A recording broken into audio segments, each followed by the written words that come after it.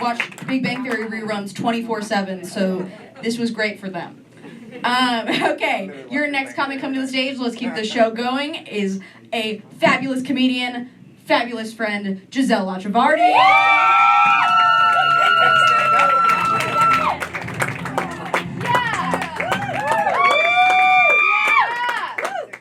Okay. So going to... this is a lot of Disney. This is a lot to take in. Okay, so going to Disneyland, I've often noticed the same three types of people. Children, parents of children, and adults with trauma. That's it, because no emotionally stable 28-year-old is voluntarily waiting 95 minutes in the sun to hug a mouse.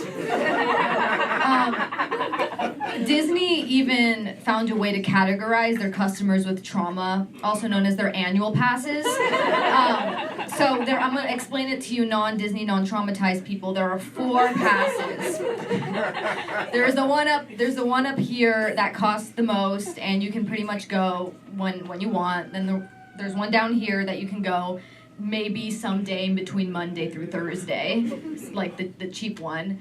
So if you have the top tier pass, you are either deeply traumatized, deeply rich, or bored. Or retired, I don't know, whatever. And if you have the one below that, you're traumatized, but you also have therapy outside of Disneyland. So you're healing spiritually at Disneyland and then clinically every other Tuesday. And if you have the one below that, you're in your healing era. You're forcing yourself to go to the park more. You're posting things like healing my inner child at Disneyland. But most importantly, you have a flexible work schedule, because why the fuck am I seeing you at the park on a random Wednesday at 1 p.m.? Like, either you're unemployed like me, or you're taking like your 5th mental health day off of work that week. And if you have the bottom pass, you're not that traumatized, but you are broke. And like lots of Disney adults will be like, oh my god, Disneyland's like my home, it's like my safe place. Which is concerning, because if your safe place costs $1,700 a year plus parking, no punchline. I'm just worried for you. I hope you're okay. So this is kind of Star Wars themed, so I thought maybe I should talk about Star Wars. So I've never watched Star Wars, except for the first one, but I was also napping, so probably I didn't watch it.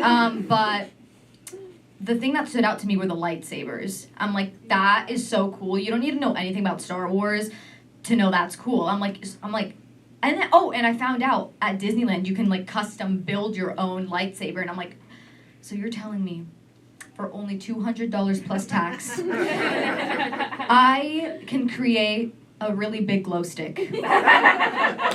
So there I am, saving up all my money like a few years ago, working really hard. And I go to Disney, and it's like some sacred ritual when you're like making it, and they're like, oh, you know, what parts do you want, or this crystal. I'm like, I don't fucking care, Carl. Is it purple? I want the purple stick. Is it purple? I don't care if it's dark side, bright side, left, up, down. I want the purple one.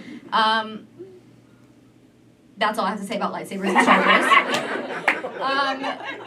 Wars. Okay, so I recently found out that it's really easy for me to crush on someone, and how did I find this out, Grace? I'm going to tell you, Grace. My friend Grace flew in from Utah to see me, and like other people, but I think mainly me.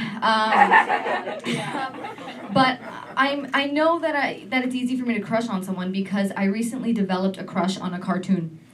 And more specifically, Elsa from Frozen 2. Yes. Not Frozen 1, that's very important. I like her older, wiser, and even more emotionally unavailable. I like her how I like my coffee, ice cold and just a little sweet. Yeah. No, she's great, but something about Elsa from Frozen 2 just does it for me. I mean, the hair down. Yes. The confidence, the U-Haul lesbian energy. I was like, wow, this cartoon could ruin my life, and I would absolutely let her. And it was just really humbling to experience, because I was just sitting there like, wow, I'm sexually attracted to a drawing. Like, not even a real life human, but a corporate sketch. But, I mean, come on, Disney knew what they were doing. I mean, Elsa's big, like, sparkly white dress, her big blue eyes, the whole, no, Anna, I need to isolate myself because my powers are too strong. You know, that kind of thing. I was like, wow.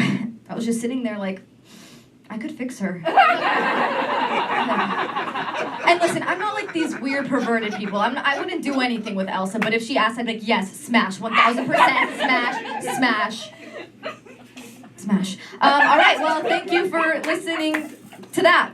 My name is Gisele. Have a